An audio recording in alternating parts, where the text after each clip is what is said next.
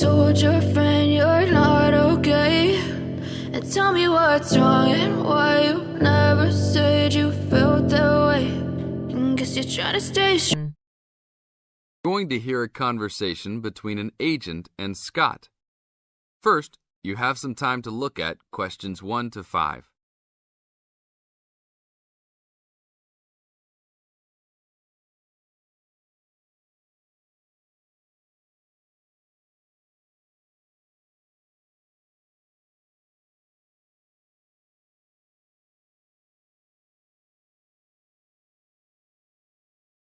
Now listen to the tape and answer the questions.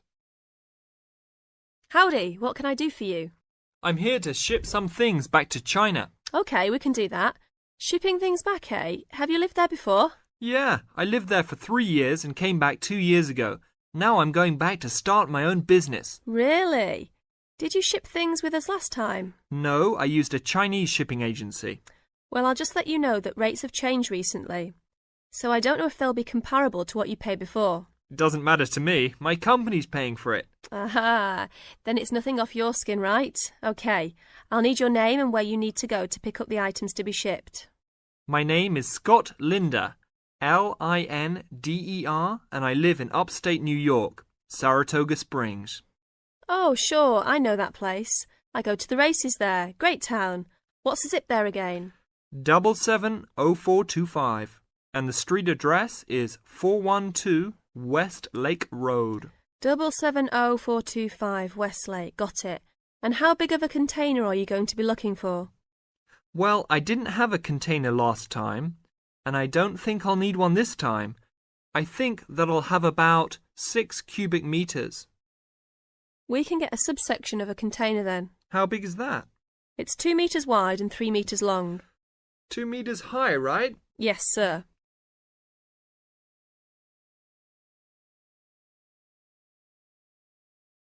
Now look at questions 6 to 10.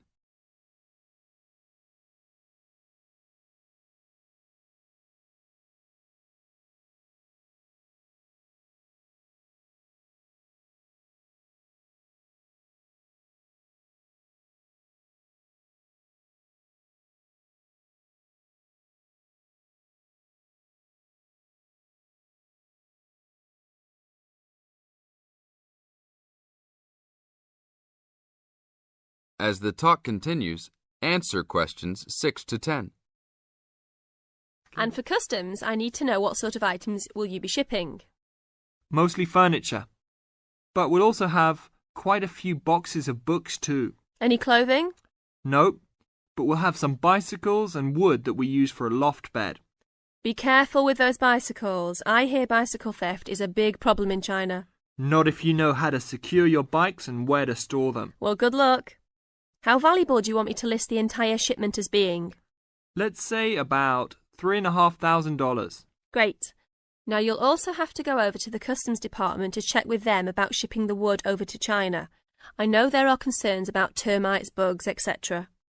No problem. It's the same wood I brought over from China last time. Then you should be okay. It's just a formality. And last of all, where would you like the shipment to be delivered?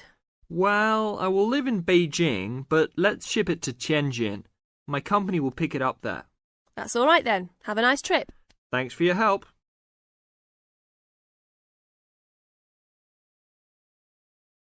That is the end of part 1. You now have half a minute to check your answers.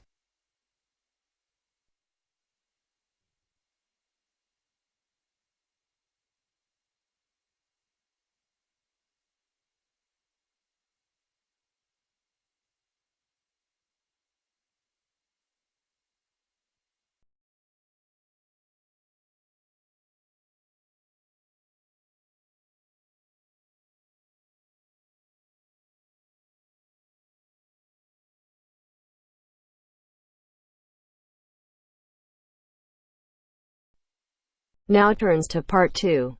Part 2. 2. You are going to hear a talk given by an international student.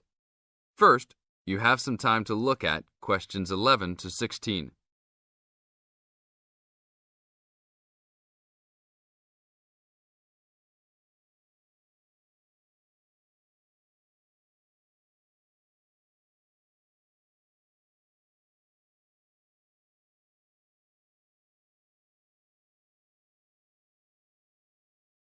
Now listen to the tape and answer the questions.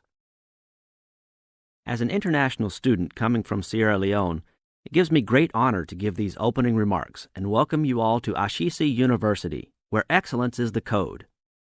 I believe I speak on behalf of my fellow colleagues when I say we feel that we are the most fortunate and privileged university students in Ghana. You may ask, what is the basis of such a conclusion? And I will simply say to you, in which other tertiary institution in Ghana do you find the same level of IT infrastructure and facilities available to students? Where also do you find such a low ratio of students to lecturers and computers?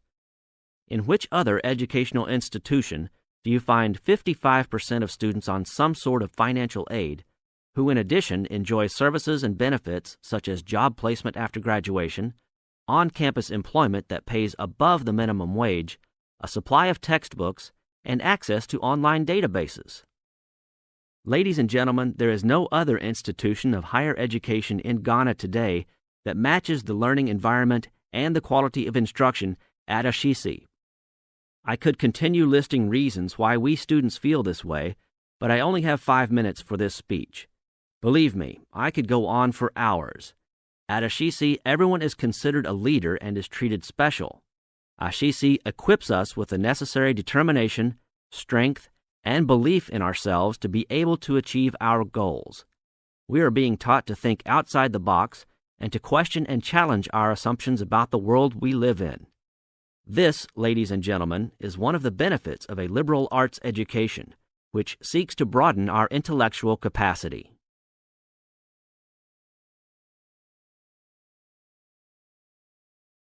Now look at questions 17 to 20.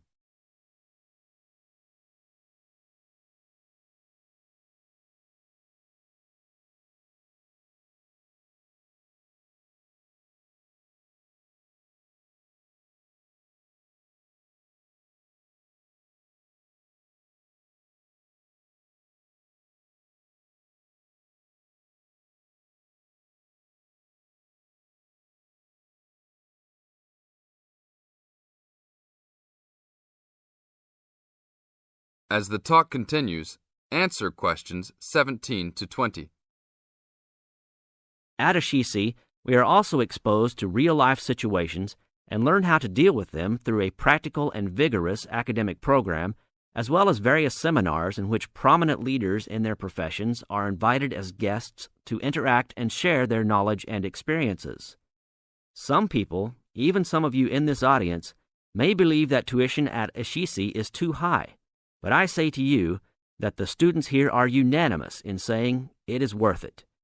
Not because we all come from well-to-do families, but because when it comes to one's education, you need to aim at getting the best from the right place. One's education defines who you are and what your perception of life and society will become. Ashesi offers us a top-quality education which meets high international standards. This is due to the strong linkages the school has established with 3 of the very best schools in the United States, namely Swarthmore College, which is ranked as the best liberal arts school in the U.S., UC Berkeley, and the University of Washington. In addition, Ashesi has recruited an excellent faculty consisting of lecturers from various countries, including Ghana, the UK, and the United States. These lecturers are among the best in their respective academic fields. I believe this is the school's greatest asset, a strong and knowledgeable team dedicated to achieving successful results from their students and who also love their job. I would like to end with a personal message. My fellow students, because we are among the most privileged in our society, we should take responsibility for our own destinies, make our parents proud, and create a legacy for those that follow us and Africa as a whole. We must give back to our society after completing school and achieving our goals in life, which I believe we all can if we properly utilize our time and take advantage of all that is offered here at Ashesi. That is the end of part 2. You now have half a minute to check your answers.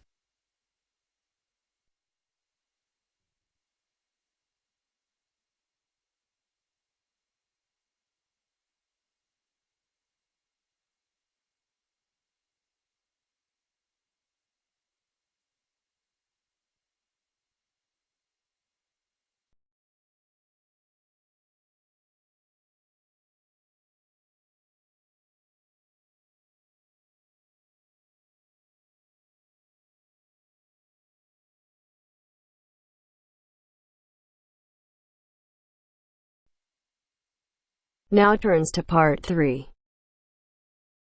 Part 3. You will hear a conversation between Helen and her tutor. First, you have some time to look at questions 21 to 25.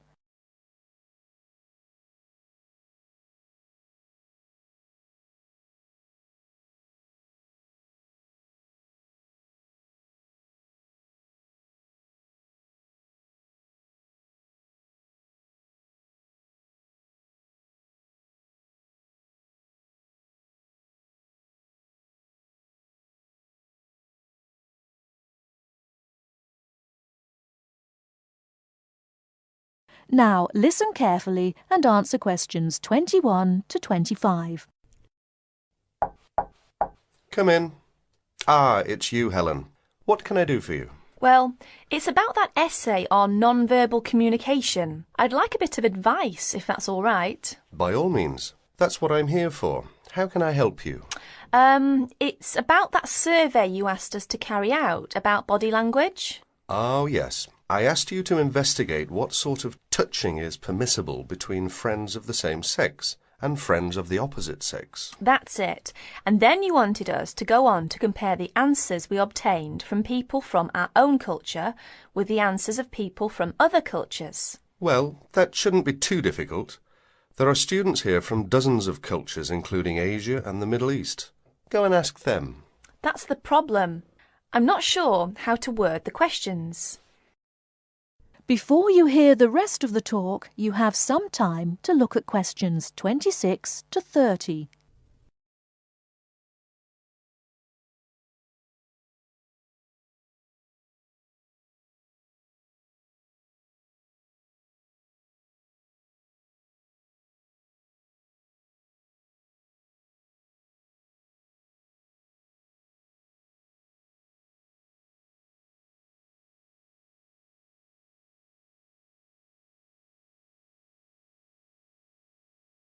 Now listen and answer questions 26 to 30. Go and ask them. That's the problem. I'm not sure how to word the questions. I think I've got far too many. People don't want to be bothered answering them all. Is that the list of questions you have with you? Let's have a look. I see. Your basic idea is fine. You've got a checklist of the parts of the body we mostly use to touch people with, and a checklist of the parts of other people's bodies that we usually touch. But you don't have to go right through the list asking a separate question about each item. You can make your questionnaire much shorter if you ask open questions. Open questions? What are they? Sometimes we call them WH questions. What, when, where. Those are examples. Oh, I see. Yes, we learned about them in grammar. I hadn't realised how useful they'd turn out to be. I could just ask one open question about each subject and tick the answers I receive. That's right. Now, let's have a look at the list of parts of the body you're going to ask about. I see. You've got the head, arm and hand, and, oh, it's over the page, the back, leg and foot. What about the shoulder and the thigh? They're important areas, and there are some others you should include too. Oh, yes, of course. I was in a rush and forgot those. What about asking people how they feel about being touched? Surely it's hard for people to put that sort of feeling into words. Yes, you're right. That's why it's essential to work out a rating scale for each response. Can you tell me a bit about how to use rating scales? Well, there's no way to measure how strongly a person feels about something, of course. All we can go on is what they report about their feelings. So what we do is offering them choices of ways to express how they feel. Very strongly, strongly, or not at all. That would be an example of a rating scale. In this case, as your survey is only a small trial sample, I suggest you use that 3-point rating scale I've just described. Very strongly, strongly, or not at all. That'll be enough to enable you to draw some broad conclusions. You may go on to refine your survey later if you decide to specialize in the study of non-verbal aspects of behavior. Thank you. I'm much clearer now. Could I ask you one last question? I'm afraid I've got a brain like a sieve, but I just can't remember the technical term you told us for the study of touch. It sounded like happy, but of course it isn't. Oh, you mean haptics. Haptics. Of course, haptics. That's it. Happy to be of service. That is the end of part 3. You now have half a minute to check your answers.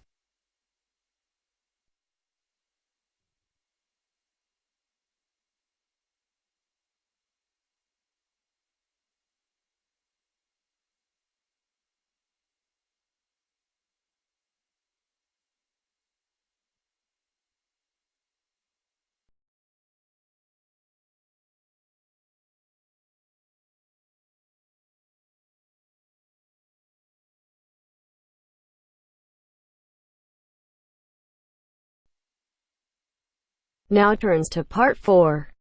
Part 4.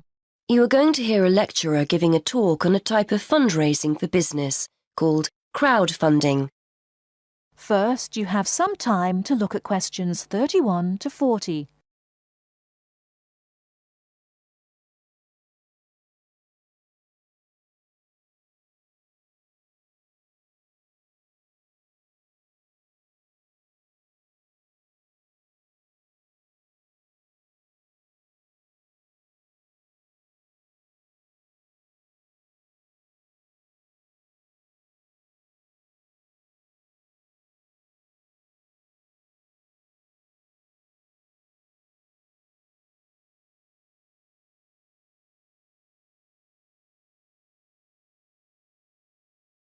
Now listen carefully and answer questions 31 to 40.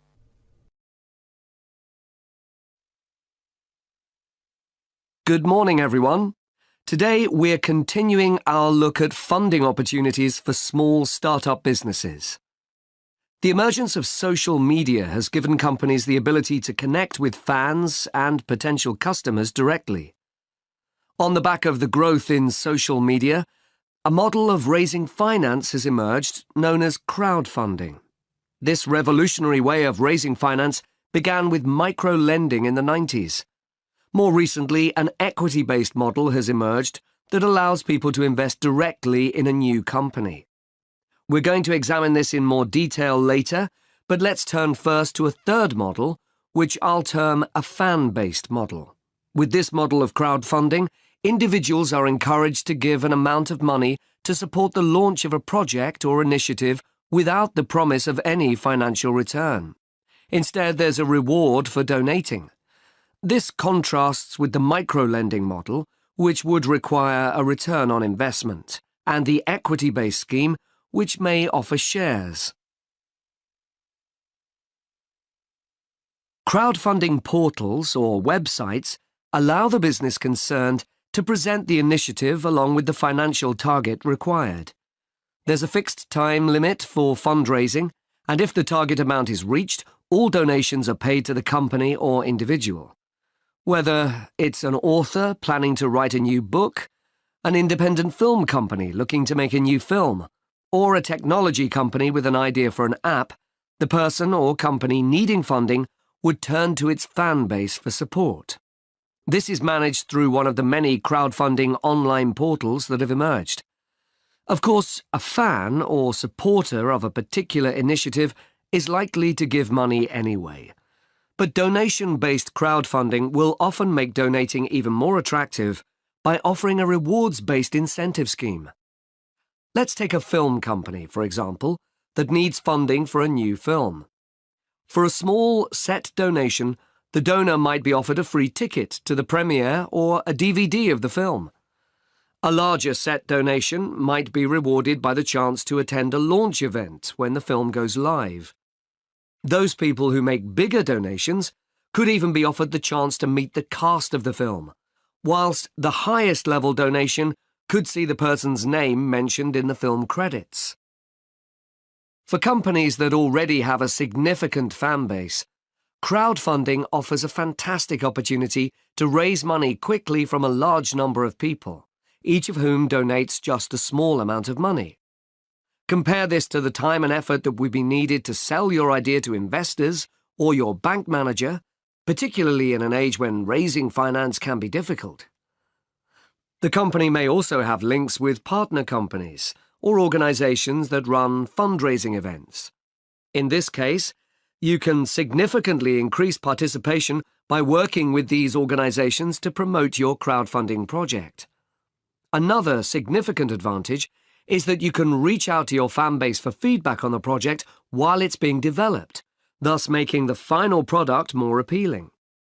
Crowdfunding enables you to raise awareness of the product at an early stage, thus increasing the potential for sales.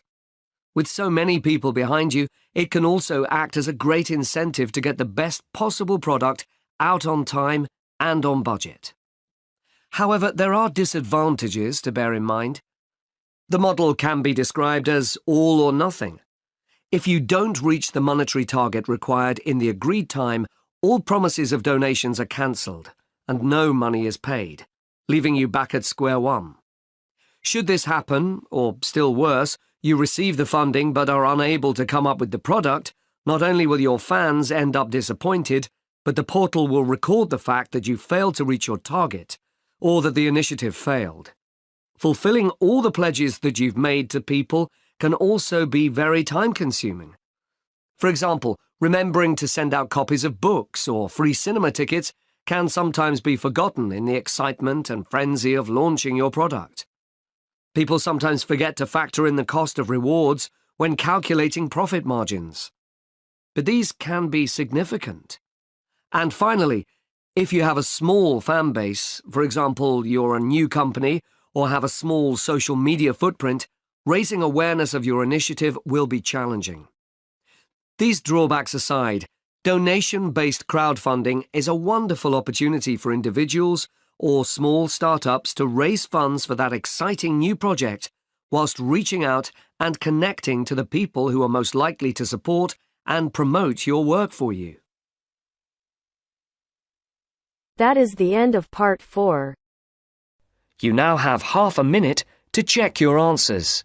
I know you told your friend you're not okay, and tell me what's wrong and why you never said you felt that way. And guess you're trying to stay strong and fake a smile until I look away. But I've known you too long, it hurts to watch your blue eyes fade to gray as you fade away, as you fade away. Hello everyone, welcome to our channel. Today in this video I'll discuss with you writing task 2, and the question for today is: many students find it difficult to focus or pay attention at school nowadays. What are the reasons for this and what can be done to solve this problem? So the question is about the problems nowadays students are facing in paying attention or in concentration in schools, and we have to tell what are the reasons behind this problem and what can be done to solve this issue. So let's see how we can write this now. We will be starting with the introduction, which will be just the rephrasing of the given question and the reasons and the solution in this. We will be telling that. Most students today have difficulty focusing in school, which could be due to parental or social pressure to achieve strong academic results and participation in enormous extracurricular activities. So here we are just saying the reasons behind this, and the reasons are the pressure from the society as well as from the parents for good grades and participation in more than 1 or 2 extracurricular activities also put a lot of pressure on the child and they lack the concentration. However, this can be resolved by lowering the pressure, inspiring them and allowing them to participate in things they enjoy. So what they can do, they can lower this pressure and encourage them, and instead of sending them to a lot of extracurricular activities, it is better to let them do what they enjoy. Now starting with the body paragraph 1, we will be writing the reasons behind this, okay, the causes of this problem. In today's competitive environment, parents pressure their children to perform well. To be more specific, it is widely accepted that a degree with at least some good grades is required for further studies. Okay, so parents put a lot of pressure on their child of good grades, like 80%. You must have to score 80% or 90% kind of things. The parents do, and hence burden of grades can enhance a major problem leading to lack of concentration in the classroom. So it can affect their concentration power in the classroom because they will be under so much pressure that they will not be able to concentrate.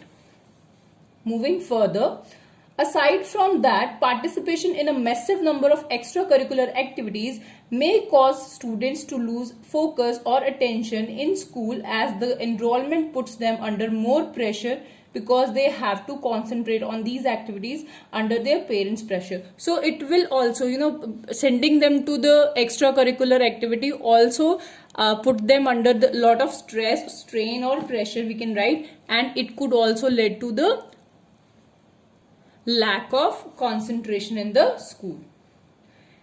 Now we will be moving to our body paragraph 2, which will be discussing the solutions for this problem.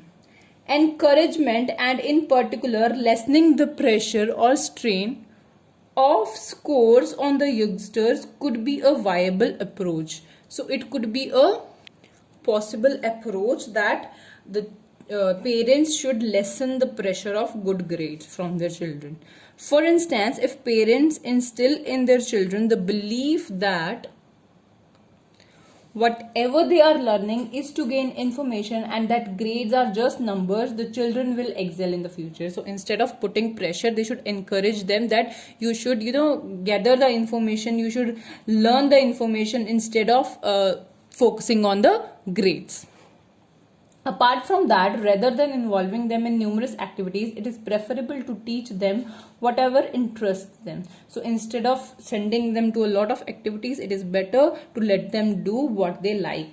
For instance, it was discovered in a survey that children who fully participate in one task perform significantly better than children who are involved in numerous activities. So the children who are participating in one or two activities are better than the children who are participating in 5 to 10 activities. So it is better to let them do what they enjoy, or they should have a check on that. The 1 or 2 or 3 activities are sufficient for them, because it can also lead to lack of concentration in the classroom, because their mind will be diverted. They will be in these kind of things only, like in extracurricular activities, that what they have to do and how they have to manage all these things. Now lastly, we will be writing the conclusion. To encapsulate means to reiterate, to recapitulate, whatever you want to write you can.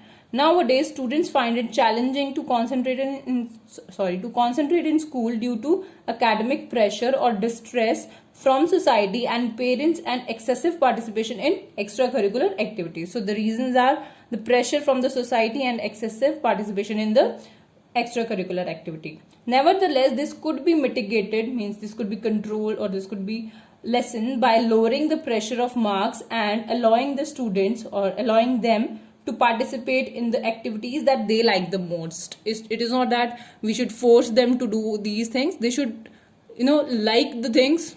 They should do the things which they like. So this was for today. If you like the video, do hit the like button and subscribe to our channel. I'll meet you in the next video. Till then, bye bye and take care.